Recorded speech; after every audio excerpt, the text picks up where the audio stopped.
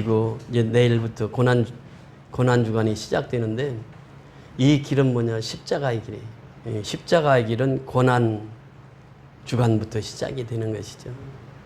그러니까 예수님은 그 십자가에 달리실 때 한 주간의 그 고난 주간을 거쳐서 죽으시고 부활하십니다. 여기 오늘 이 제자들의 삶을 보면은 오늘 우리가 부르던 찬송처럼 비바람이 앞길 가려도 나는 가래요. 나는. 누가 가요? 내가 가는 거예요. 내가. 비바람이 앞길 가려. 그래도 나는 가야 돼. 누구의 길을? 주의 길을. 주의 길. 예수님이 가신 길. 내가 같이 가야 된다고 하는 것이죠. 그러니까 우리가 수많은 역경 속에서도 비바람이 몰아쳐도 우리는 가야 할 길이 있어요. 그게 주님 가신 그 길이에요. 그 길을 따라가는 것이거든요. 눈보라가 앞길 가려도 나는 가리. 무슨 길을? 주의 길을 가야 돼요. 험한 파도 앞길 막아도 나는 가리. 무슨 길이요? 주의 길을 가리. 지난주 금요일 날 제가 말씀을 인도하면서 그 간증을 했는데 필리핀의 타콜로반이라고 하는 도시가 있습니다. 마닐라에서 비행기로 가면 금방 가는데 거기를 가려면 이제 버스를 타고 또 배를 타고 이렇게 가야 항해해서 가는 곳인데 그때 마닐라에서 이제 그 준 목사라고 협동 목사님하고 같이 페이스북을 보면서 쭉 보는데 교회가 완전히 무너진 교회가 딱 나타나는 거예요. 그래서 그거 잠깐 보자고 봤더니 그게 또 그리스도 교회예요. 그때 타클로반에 그 태풍이 와가지고 1000명이 죽었을 때 그때입니다. 그 바로 직후에 갔었는데 그래서 저 교회를 좀 지어주고 싶다고 그래서 이제 거기를 찾아갑니다. 찾아가는데 버스를 타고 한참 가가지고 이제 배를 타고 가는데 배가 그때 풍랑이 일어가지고 태풍이 지나간 후라 배가 떠질 않았어요. 근데 우리 배가 처음 태풍이 지나가고 처음 이제 우리 교회가 우리 배가 출항을 하는 거예요. 300여 명 타는 큰 배였습니다. 그 배를 타고 가는데 망망대해 사방이 다 그 수평선으로 다 배 한 척만 떠서 가는 거예요. 그런데 갑자기 하늘이 거머지더니 이 풍랑이 이는데 그 파도가 어마어마한 파도였어요. 2m가 넘는 파도가 가다가 탁 부딪히는 거예요. 그럼 배가 가다가 막 탁 쓰는 거예요.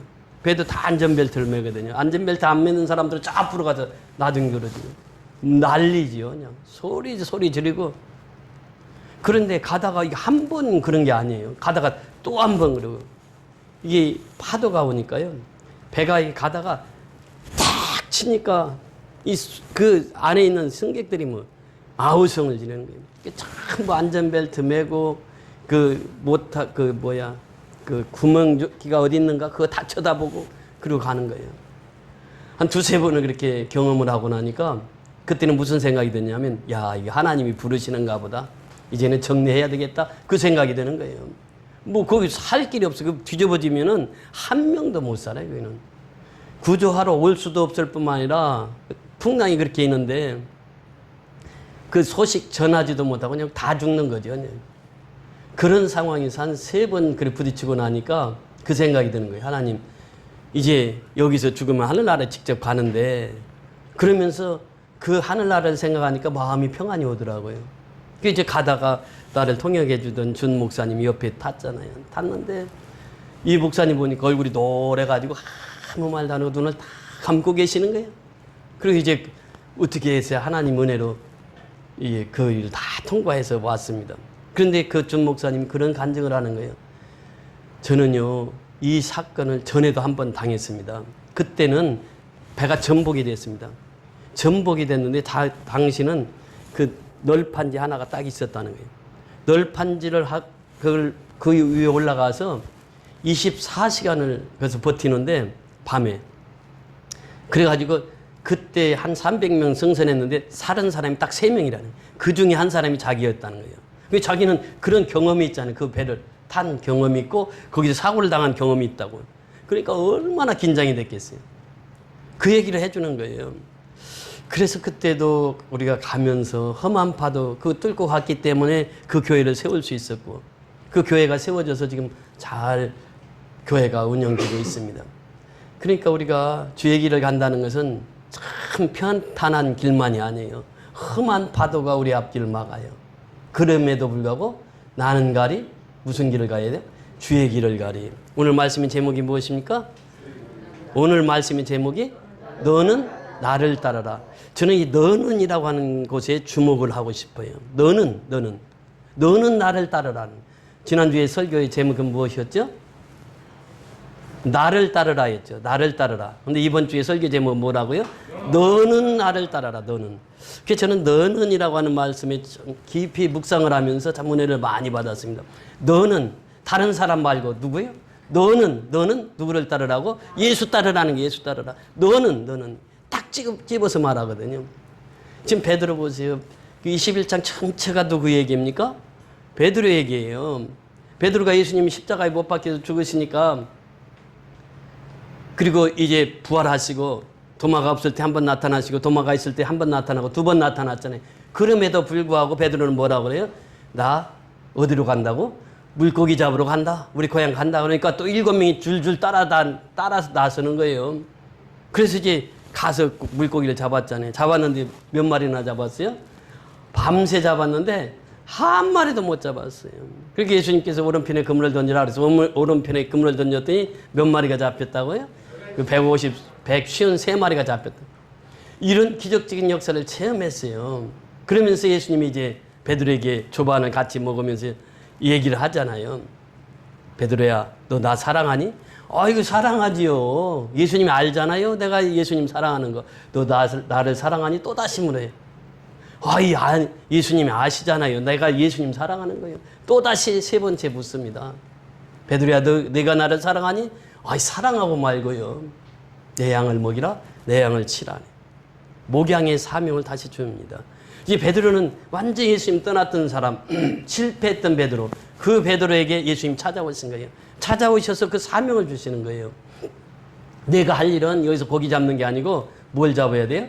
사람 낚는 어부가 돼야 돼. 사람 낚는 어부. 그 사명 감당해야지. 그리고 지난주에 설교가 있습니다. 지난주에 18절, 19절 말씀 보았죠? 내가 진실로 너에게 이르노니 너는 내가 젊어서는 스스로 띠띠고 원하는 곳으로 다녔거니와 늙어서는 내 팔을 벌리리니 남이 내게 띠띠우고 원하지 않는 곳으로 데려가리라. 젊어서는 그래 했잖아요. 그래서 사도행전 12장에 나타난 그 야고보가 순교당하고 다음에 이제 베드로가 순교 차례인데 어떻게 했다고요? 깊은 잠을 잤다는 거예요. 젊어서는 내원대로 다녔단 말이에요. 그런데 늙어서는 양팔을 벌리리니, 양팔 벌린다고 뭐라고 그랬죠? 십자가의 죽음이에요. 십자가 죽음. 너는 이제 늙어서는 십자가에서 십자가 죽음, 나같이 십자가에서 너 죽게 될 거야. 이 예언이거든요. 근데 그 나이 보세요. 예수님이 몇 세에 십자가에 못 박히죠? 33세입니다. 그러니까 베드로가 많이 먹었어야 20대 아니면 30대 초반이에요, 지금. 근데 예수님이 뭐라고 말씀하세요? 너는 젊어서는 안 죽어? 근데 늙어서는 어떻게 죽는다고? 너 순교당할 거야. 나같이 죽을 거야. 이 얘기를 한 거예요. 지금 젊었을 때, 이게 베드로가 한참 젊었을 때예요. 이 얘기를 하고, 이 사명자는 너는 이제 십자가에 죽게 될 거야. 이것을 예수님이 예언하셨거든요. 그리고 나서 오늘 본문에 들어갑니다. 오늘 20절 보세요. 20절 시작. 베드로가 돌이켜 예수께 사랑하시는 그 제자를 따르는 것을 보니 그는 만찬석에서 예수의 품에 의지하여 주님을 파는 자가 누구오리까 묻던 자더라. 자, 여기 보세요. 지금 여기 예수께서 사랑하시는 그 제자 누구죠? 요한입니다. 요한. 이게 그 가룟 유다가 예수님 배반했을 때에 베드로가 그랬잖아요. 눈짓을 하면서. 요한은 누구의 품에 기대어 있었죠, 그때? 예수님 품에 이렇게 기대어 있었다면 저기 더 레스트 서퍼라고 최후의 만찬에 보면 예수님 곁에서 예수님 이렇게 지대고 있는 사람이 있죠. 그 사람이 제 요한이라면 요한. 요한은 그렇게 예수님 앞에 사랑을 받았어요. 그러니까 그 배반한 자가 누구냐라고 했을 때 베드로가 누구에게 눈짓을 했죠? 요한에게 눈짓을 하는 게. 야, 예수님에게 네가 물어봐. 네가 가장 가까이 있잖아. 예수님이 너를 제일 사랑하잖아. 네가 물어봐. 그래 했던 사람이 누구라고요? 요한이에요. 요한. 그러니까 여기 말씀을 깊이 묵상해 보면요, 요한과 베드로는 어때요? 라이벌 관계였을 것 같아요. 그러니까 누가 수제자였습니까? 베드로가 수제자예요. 근데 예수님께서 사랑하는 그 제자는 누구였다고요? 요한이란 말이에요. 그러니까 요한과 베드로는 어디고 다 데리고 다녔어. 야고보랑 세 사람. 그러니까 그 세 사람은 제자 그러잖아요. 예수님이 가장 사랑하는 제자가 세 제자가 있었는데 그게 누구라고요? 베드로, 요한, 야고보였단 말이에요. 나사로 살릴 때도 같이 가고 뭐 항상 이 세 제자는 같이 다녔거든. 변호사 한 성에도 같이 가고. 그러니까 너무 잘 알아. 베드로는 누구? 요한을 잘 알아. 요한은 누구를 잘 알아? 베드로를 잘 알아. 그 요한이요. 여기 보세요. 21장 전체를 누구에게 할애하고 있다고요? 베드로에게 할애하고 있어요. 베드로에게 포커스를 맞추고 있어요. 요한이. 그러면서 이 베드로가 예수님 그 말씀하셨잖아요. 너는 젊어서는 안 죽어. 늙어서는 양팔을 벌리고 너 십자가형 당할 거야. 이 얘기를 듣고 나서 베드로가 딱 뒤를 돌아본 거예요. 돌아봤더니 그 옆에 누가 있어요? 주께서 사랑하시는 제자가 있단 말이에요. 요한이 있어요. 요한이 있으니까 그 이제 20절 21절 보세요. 21절 시작. 이에 베드로가 그를 보고 예수께 여짜오되 주님 이 사람은 어떻게 되겠삼나이까? 그래. 무엇입니까? 지금 예수님이 사명 주셔서 그 사명을 감당하라고 했는데 지금 뭐 하고 있어요? 얘는요 그래요. 얘는요. 요한을 가리키면서 얘는요. 그렇게 예수님이 답변이 있어요. 22절 같이 보세요. 시작. 예수께서 이르시되 내가 올 때까지 그를 머물게 하고자 할지라도 내게 무슨 상관이냐? 너는 나를 따르라 하시니라. 23절. 이 말씀이 형제들에게 나가서 그 제자는 죽지 아니하겠다 하였으나 예수님의 말씀은 그가 죽지 않겠다 하신 것이 아니라 내가 올 때까지 그를 머물게 하고자 할지라도 내게 무슨 상관이냐 하신 것이라. 여기 보세요. 자세히 보면요. 예수님이 야, 그 무슨 상관이야? 아니 요한이 내가 다시 올 때 그때까지 있어도 너 무슨 상관이야? 예수님이 재림해서 올 때까지 요한이 살아있어도 너 무슨 상관이야? 너는 나를 따라. 너는 나를 따라. 상관하지 마. 요한이 어떻게 하든. 근데 우리는요, 이 비교의식 때문에 인생을 살아가면서요, 누구나 다 비교의식을 해요. 근데 비교를 하다 보면 어떻게 해요? 내가 작아지는 거예요. 우리는 항상 비교할 때 나보다 잘난 사람하고 비교를 하잖아요. 그럼 어떻게 해요? 내가 연약해져. 내가 약해져. 나는 이런 사람밖에 안 돼. 그러나 나보다 못한 사람하고 비교하면 어때요? 우쭐해져. 그래서 비교의식은요, 두 가지가 있습니다. 첫째는 내가 우월하다. 내가 교만하다. 이것을 스스로 나타내는 이게 비교의식이에요. 그리고 또 두 번째는요, 나는 열악하다. 나는 아무것도 아니다. 자기 비하합니다. 이것이 비교의식 속에서 다 드러나는 거예요, 지금. 베드로는요, 그 사명 받고도 또 비교를 하고 있어요. 예수님이 얼마나 답답해 하셨을까요? 예수님 지금 세 번째 부활하셔서 나타나셨거든요. 그러면서 베드로에게 그렇게 얘기를 했는데 베드로가 못 알아들어 지금. 그렇잖아요. 그렇게 전체를 베드로에게 그렇게 사랑을 쏟아붓고 그 베드로를 이제 실패한 베드로를 다시 세워서 사명자로 삼고 그럼에도 불구하고 지금 비교하고 있어요. 누구하고? 요한하고 비교를 하고 있는 거예요 지금. 그래서 예수님이 속이 얼마나 답답하겠어요. 그런 제자를 두고 예수님이 지금 사역을 하시는 거예요. 그러니까 여기 이제 21장 다음 주면 이제 다 끝나는데 요한복음이 다 끝나고 이제 사도행전으로 넘어가잖아요. 근데 사도행전 넘어가면 베드로가 그때부터는 완전히 달라요. 사도행전 2장부터 이 성령이 베드로에게 임합니다. 그러니까 베드로가 일어서서 설교를 해요. 그러니까 몇 명이 세례를 받아요. 한꺼번에 3,000명이 회개하고 세례를 받아요. 베드로가 그때부터는 완전히 예수님의 수제자처럼 행동을 해요. 그러니까 여기 지금까지는 베드로가 지금 성령 받기 전이에요. 그래서 예수님께서 부활하셔서 숨을 내쉬면서 하신 말씀이 무엇입니까? 너희가 무엇을 받으라? 성령 받으라 그래요. 성령 받으라. 성령 받지 않고는 베드로처럼 계속해서 그렇게 세 번째 부활하셔서 나타났음에도 불구하고 베드로는 어때요? 예수님에게 사랑을 확인받고도 또 재차 그 목양 사업에 열중하라고 예수님께서 말씀 부탁했음에도 불구하고 베드로는 지금 뭐 하고 있어요? 비교하고 있어요. 얘는요. 그렇게 예수님께서 하신 말씀이 뭐예요? 너는 너 요한 바라보지 마. 다른 제자 바라보지 마. 너는 뭐예요? 나를 따르래요. 너는 우리도 비교의식 많거든요. 우리도 대형교회 목사님들 이렇게 만나면 어쩐지 그 마음이 졸여요. 전에 제가 강서교구 협의회 할 때 우리 이제 강서교구에 그 초청 강사를 장경덕 목사님을 모셨습니다. 그래서 임원들하고 이제 그 메이필드라고 하는 그 강서구에 제일 큰 거기 호텔 거기 식당에서 식사를 했어요. 점심 식사를 하는데 이제 임원들하고 이제 그 강사 목사님 가운데 식사를 하는 거예요. 식사를 하면서 이제 그분이 참 유머러스하잖아요. 그래서 뭐 MBC 방송에도 나가고 뭐 동치민가도 거기도 나가고 밥을 먹는데 자꾸 얘기를 하다가 제가 물어봤어요. 목사님 축구 좋아하시죠? 그러니까 모든 얘기가 무슨 어디로 들어가요? 축구 얘기. 보니까요 그분은 이 봉고차를 타고 다니는데 거기 축구공을 이렇게 망에다가 축구공 한 5-6개를 넣고 다니더라고. 이렇게 보니까 축구공이 딱 보여. 그래서 내가 목사님 축구 좋아하시죠? 그 얘기 나오자마자 목사님 제가 오늘이요 저기 축구했는데요 2골 넣었어요 2골. 그러면서 밥 먹다 말고 그냥 축구 얘기로 다 가버려요. 대형교회 목사들 보면 이제 작은 교회 목사들은 의기소침할 수 있거든요. 이게 뭐냐 비교 의식이란 말이에요. 근데 비교를 안 해. 예, 그분은 그분의 사역이고 나는 나의 사역이고 저는 절대 비교하지 않습니다. 우리 선교연합교회처럼 우리가 2만원 식구에서 그 사역을 감당하는 교회는 아마 세계에서 우리 교회밖에 없다고 저는 자랑하거든요. 그러니까 이제 비교의식을 하면요 전부 이 큰 교회 목사님하고 작은 교회 목사님하고 비교하면은 자꾸 의기소침.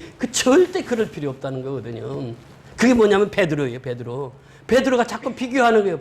비교하니까 내가 수제자인데 저는 요한이 있어가지고 요한이 예수님이 그냥 최 사랑을 받는 놈이에요. 그러니까 자꾸 라이벌 의식을 갖는 게 왜 그러냐고요. 그리고 예수님 분명한 해답을 주잖아요. 너는 딱 집어서 베드로. 너는 누구를 따르라? 나를 따르라는 게. 너 요한하고 비교하지 마. 신앙이 단순한 거예요. 제가 지난주에 신앙은 심플 마인드를 가져야 된다 그랬어요. 그랬더니 오늘 아침까지 계속 성도가 그 설교를 듣고 계속 설교를 몇 번 들었던 거예요. 그래서 신앙은 심플 마인드다. 그래서 아주 그냥 서로 은혜를 받았는데 신앙은 간단한 거거든요. 뭐. 심플 마인드 간단해. 신앙은 누구만 바라보면 돼요? 예수만 바라보면 되고 누구를 따르면 돼요? 예수만 따르면 돼요. 옆 사람 보지 말라는 거예요. 왜 쟤는 그렇고 왜 장로님은 그렇고 왜 권사님은 그렇고 왜 전도사님은 그래요? 왜 목사님은 그래요? 비교하지 말라는 거예요. 신앙은 내가 누구를 따라가야 돼요? 예수를 따라가야 내가. 너는 나를 따르라. 너는. 참 중요해. 제가 묵상하면서 너무 은혜 받은 게 너는 딱 집어서 말하거든요. 너는. 베드로 너 말이야 너. 너는 누구를 따르라? 나를 따르라. 요한은 따르든 말든 너희가 무슨 상관이야. 어? 요한이 내가 재림할 때까지 살아있어도 무슨 상관이야 너하고는. 너는 나를 따라 너는. 이 말씀이거든요.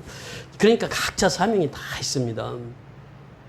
출애굽기 17장에 보면 8절부터 16절에 아멜렉과 전투를 합니다. 느비듬에서. 그때 각자 주어진 사명이 있었어요. 모세는 지팡이를 짚고 산 꼭대기로 올라가요. 올라가서 기도를 해. 기도를 하다 손이 이제 지쳐가지고 손이 내려와. 그럼 누가 이겨요? 아멜렉이 이겨. 손이 다시 올라가면 누가 이겨요? 이스라엘이 이겨. 그래서 그 광경을 아론과 훌이 보잖아요. 그 둘이 와가지고 손을 딱 붙들어 주는 거예요. 그러니까 어떻게 해요? 여호수아가 칼을 가지고 와서 아멜렉을 다쳐서 죽여버리는 거예요. 그래서 대승리를 하게 됩니다. 여기서 보세요. 각자 역할이 있어요. 그렇잖아요. 모세를 손을 붙들어 준 사람이 있었고 그 사람은 그게 사명이요. 모세의 손을 붙드는 게. 손이 내려오면 진다니까. 누가? 이스라엘이 져요. 손이 올라가 있어야 돼. 그러니까 손을 붙들어 주는 사람이 필요해. 모세는 무릎 꿇고 하나님 앞에 기도해야 돼. 기도의 사람이 필요해. 여호수아는 현장에 나가서 칼 들고 가서 싸워 전쟁 앞잡이에 가서 창으로 그냥 찌르고 칼로 싸워서 아멜렉을 물리쳐. 그것이 여호수아의 사명이에요. 그러니까 사명은 각자가 다 했어요. 근데 모세가 여호수아 되려고 그러고 여호수아가 모세 되려고 그러고 모세가 아론 아니라니까. 자기 각자의 사명이 있어요. 너는 나를 따르라는 너는. 모세의 사명, 모세의 사명이 있고 여호수아의 사명, 여호수아 사명이 있는데 왜 자꾸 비교하냐는 거야. 내가 모세 되었으면 좋겠는데 내가 여호수아 되었으면 좋겠는데 뭘 좋아? 사명이 다 다르다니까. 다른데 자꾸 사람은 비교를 해요. 그러니까 사명이 다른 이 공동체가 모여서 아멜렉 전투에서 어떻게 됐어요? 대대로 승리를 합니다. 다 멸절시키고 승리를 해요. 그래서 하나님께서 이 여호와 니시라고 하는 여호와의 깃발, 여호와의 승리라고 하는 말씀을 주시고, 그리고 하나님께서 뭐라고 말씀하십니까? 결론적으로 그래요. 내가 아멜렉과 대대로 더불어 어떻게 한다고요? 싸우리라 그래요. 하나님 대신 싸워주시겠다는 거예요. 아멜렉은 사단이거든요. 우리가 신앙생활할 때 우리 속에 들어오는 밀려오는 그 사단의 역사가 있어요. 그런데 그것을 내가 이기려고 그래. 내가 싸우려고 그래. 그러지 말라는 거예요. 하나님께 맡기라는 거예요. 맡기고 너는 나를 따르라는 거예요. 너는 나를 따르면 돼. 그거 다 하나님이 다 처리해 줘. 이 얘기 아니겠어요? 그러면서 먼저 해야 할 일이 있단 말이죠. 여호수아가 이제 이스라엘 백성을 이끌고 요단강을 가잖아요. 갔는데 요단강이 딱 앞에 있는 거예요. 그러니까 이 요단강을 건널 수가 없는 거라. 사람의 힘으로 도무지 건널 수가 없어요. 그러니까 제사장들이 법궤를 메고 법궤를 맨 제사장들에게 여호수아가 명령을 했잖아요. 너희는 요단을 어떻게 들라. 요단에 들라. 그때가 모맥을 거두는 시기예요. 모맥을 거두는 시기는 평상시는 요단강이 정강이밖에 안 차지만 모맥을 거두는 시기는 깊이가 이 4m까지 가요. 이 넓이가 300m까지 가요. 그러니까 그 물이 어마어마하게 흘러가는, 급류로 흘러가는 게 지금. 그런데 요단에 들라고 하는 것은 뭐예요? 사람의 생각으로는 그 물에 들어가면 죽어요. 그 물이 급류거든요. 그리고 이 4m라는 깊이가. 그런데 그 속에 들어가면 누가 살겠어요? 다 죽어요. 근데 여호수아가 제사장이 명령하는 거예요. 법궤를 맨 제사장들에게 너희는 들라. 그 앞에도 그러잖아요. 법궤를 메고 따라오는데 2000규빗쯤 떨어져서 이스라엘 백성들이 다 법궤를 쳐다보고 따라오잖아요. 그리고 법궤가 요단에 딱 법궤를 맨 제사장들이 요단 물을 딱 밟았을 때 어떻게 됐어요? 요단강이 쫙 갈라지는 거예요. 이게 홍해 기적처럼 그 역사가 일어나는 거예요. 여기에 보면요, 법궤가 앞서갔어요. 법궤만 바라보면 되는 거예요. 이스라엘 백성들이 법궤만 바라보고 따라가니까 요단강이 갈라지는 것을 보았단 말이에요. 그 12지파에게 한 돌을 취해가지고 그 지파마다 한 돌을 하나씩 취해가지고 길갈까지 오잖아요. 길갈까지 거리가 상당히 되는데 그 요단강에서 건진 돌을 갖다가 딱 세워놓고 길갈에다 세워놔요. 길갈에다 세워놓고 그 기념비를 세워요. 그리고 나서 얘기를 하는 거예요. 이 기념비를 세운 목적은 뭐냐? 너희는 안다면 너희는. 왜? 직접 경험을 했잖아요. 요단강이 갈라지는 걸 경험했고 갈라진 요단강으로 200만이 통과한 것을 안단 말이죠. 자기들은 왔으니까. 그런데 이제 요한이가 다음 몇 주 되면 이제 아내가 아기를 낳습니다. 한 2주만 있으면 아기가 나와요. 근데 애들은 그때 당시 애들은 알아요, 몰라요? 그때 태어난 아들은 몰라. 자손 후손들은 몰라. 그래서 기념비를 세우라고 하는 거예요. 기념비를 세워가지고 이 후손들에게 가르쳐라.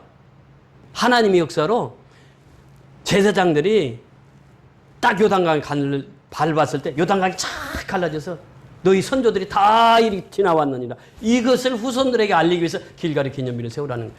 그때 핵심 포인트가 무엇입니까? 법궤예요, 법궤. 말씀이라는 거예요. 말씀을 앞세우고 말씀을 따라갔어요. 그랬더니 요단강이 갈라지는 거예요. 그 6장에 가면 또 나오잖아요. 여리고성 돌 때도 역시 마찬가지예요. 하루에 한 바퀴씩 돌라. 엿새째는 어떻게, 일곱째 때는 어떻게 몇 바퀴 돌아라고요? 7바퀴 돌아라. 그리고 나팔 불어라. 그대로 순종을 했어요. 그랬더니 난공불락의 성 여리고성이 무너졌어요. 그때 맨 앞장성이 뭐예요? 법궤란 거. 법궤만 보고 따라가면 돼. 그리고 따라갈 때 이 난공의 성 여리고성을 돌 때 입을 닫게 했어요. 아무 말을 못 하게 했어요. 왜 입을 닫게 했을까요? 아마 입을 열었으면 그랬을 거예요. 군인들도 아니지 그냥 뭐 비무장으로 간 거니까. 아니 여호수아 대장이 지금 정신이 좀 온전하지가 않는 것 같아. 저 여리고성 안에는 무장한 병력들이 얼마나 많은데, 그리고 성 하나를 점령하려면요 그 3배에서 5배 군사력이 있어야 점령을 할 수 있거든. 성 안에 점령을 하려면. 그런데 우리는 비무장한 상태고 저 사람들은 무장해서 우리를 쳐다보고 있고 우리가 어떻게 거기를 가라는 말이야. 아니 법계만 쳐다본다고 돼? 불평하고 원망할 사람이 한두 사람이 아니에요. 제가 보기에는 거의 다 그래. 그러니까 하나님이 뭐래요? 입 조심. 아무 말을 못하게, 아무 말을 못하게 하고 시키는 대로 돌아. 법계가 앞에 가면 그냥 법계만 보고 따라가는 거예요. 그냥. 그리고 하루에 한 바퀴씩 돌고 그냥 아무 말도 않고 또 돌아와. 또 그 다음 날도 똑같이. 그 다음 날도 똑같이. 그리고 7째 날 되니까 7바퀴 돌고 나팔 불고 함성을 지르니까 그 난공불락 여리고성이 화르르 무너지는 거예요. 무엇을 보고 갔어요? 법계만 보고 갔다면. 신앙은 간단한 것이니까요. 어려운 것이 아니에요. 먼저 법계를 앞세우고 갈 때 법계만 바라보면서 사는 거예요. 예수만 바라보면서 사는 거예요. 그래서 오늘날도 역시 마찬가지입니다. 히브리서 11장에 보면은 믿음의 선진들이 쭉 나와요. 우리가 수요일 날마다 그 히브리서 11장 강의를 하고 있잖아요.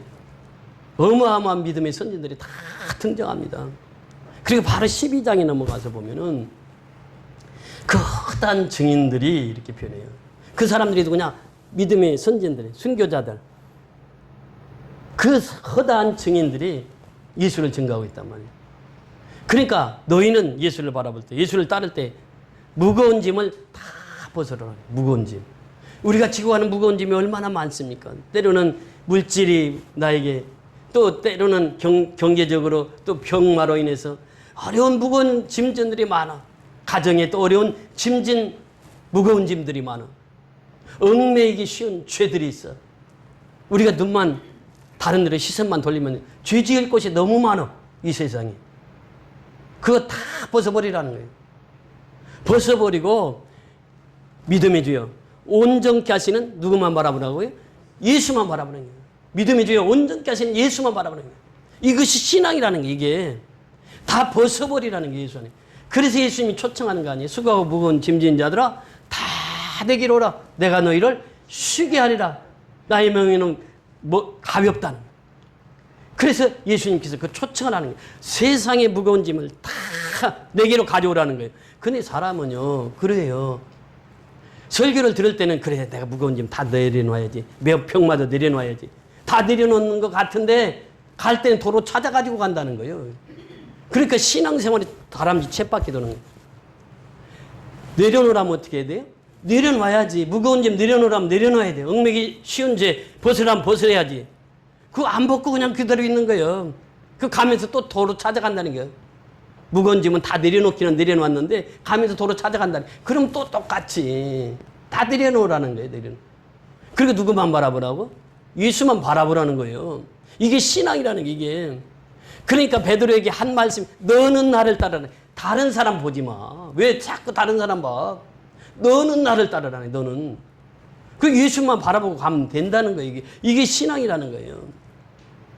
그러니까 예수님께서 베드로에게 직언을 하는 거죠. 너는 나를 따르라네. 너는. 그러니까 우리가 신앙생활 하면서요. 자꾸 비교하지 말라는 거예요.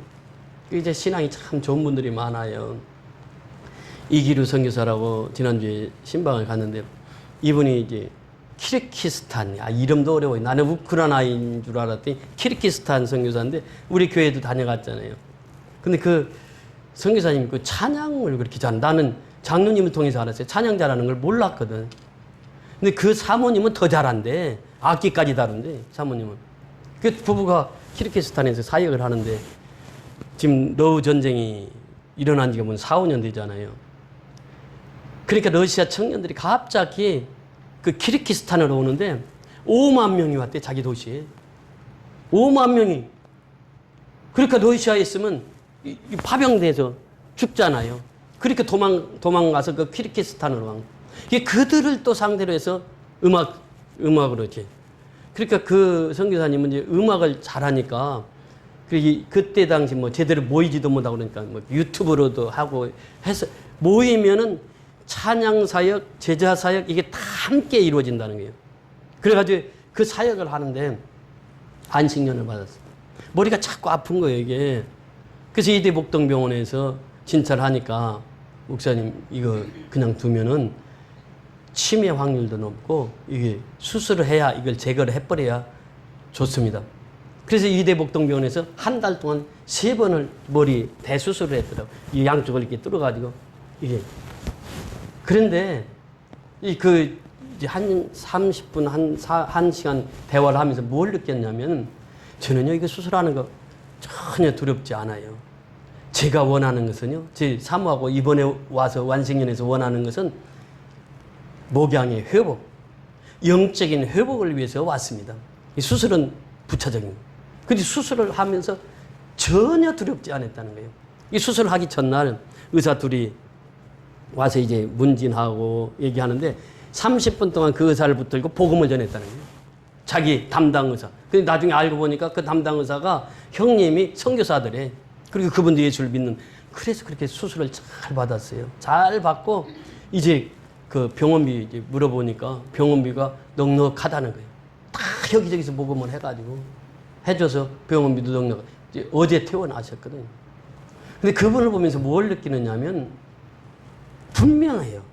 누구만 바라봐요? 예수만 바라봐. 병원비도 예수님 책임져 줄 것이라.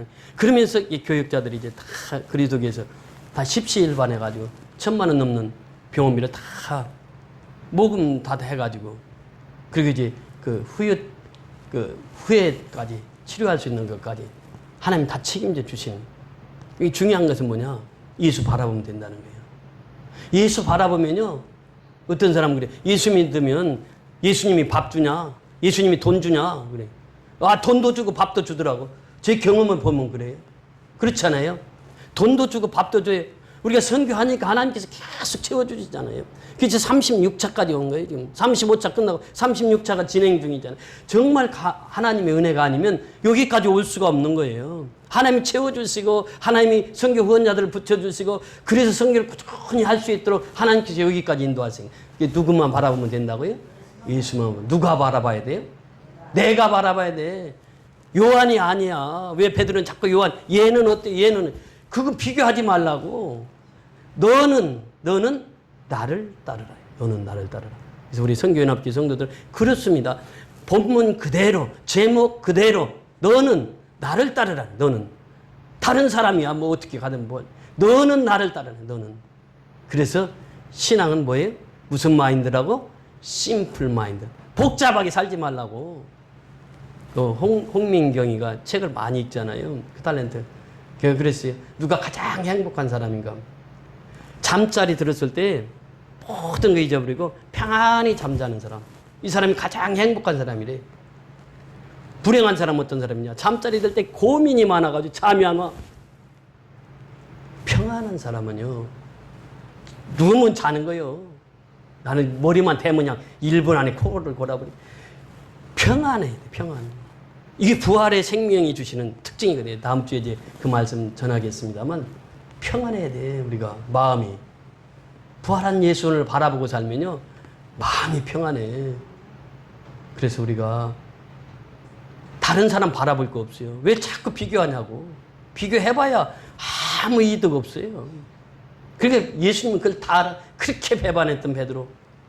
그렇게 또 실패했던 베드로 다시 세워져서 목양사업 해놓으니까 또 다시 요한하고 비교하고 있어. 누가 더 예수님 더 사랑하느냐. 그런 비교. 그것도 비교할 필요가 없어. 예수님 분명히 말씀하시. 너는 나를 따르라. 너는.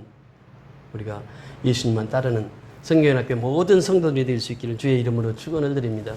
할렐루야. 고맙고 감사하신 아버지 하나님. 베드로는 요한과 비교를 했을 때 예수님 분명한 답변을 주셨습니다. 너는 나를 따르라. 우리가 신앙생활하면서 비교를 많이 합니다. 비교는 이제 우리 자신을 유익하게 하는 것이 아니라 우리 자신을 병들게 하는 것이고 우리를 교만케 하는 것이고 우리를 아버지 이제 아주 비하하는 그런 비교 의식 속에 살아가는 우리의 모습들을 봅니다. 주님은 그 비교하지 말고 너는 나를 따르라 말씀하시고 명하셨습니다. 이제 우리가 주님만 바라보고 따라가는 복된 성도의 삶 되게 축복하여 주시옵소서. 그래서 선교연합교 모든 성도들이 자기가 맡은 일 충성스럽게 하나님 앞에 행함으로 말미암아 복을 받는 귀한 성도들 되게 축복하여 주시옵소서. 또 이번에 36자의 많은 선교 후원자들이 있습니다. 그들을 복되게 하시고 그들이 함께 미얀마 선교에 동참해서 그 선교 사역을 감당할 수 있도록 축복해 주심을 감사를 드립니다. 특별히 노일현 권사님을 이름 축복하시고 아버지님 이제 최장한 말기로 고통 중에 있으나 이렇게 아버지 하나님 앞에 귀한 예물 드려서 교회를 세울 수 있도록 축복해 주심을 감사를 드립니다. 그의 오늘 주님 부르시는 그 순간까지 통증이 사라지게 하시고 하나님 품에 안길 그 순간까지 하나님 앞에 아름답게 쓰임받는 여정으로 축복하여 주시옵소서. 주의 성령께서 이 한 시간도 우리 각 심령들 속에 함께 하신 줄 믿사옵고 걸어가신 우리 구주 예수 그리스도의 이름으로 감사하고 축복하며 기도드리옵나이다. 아멘.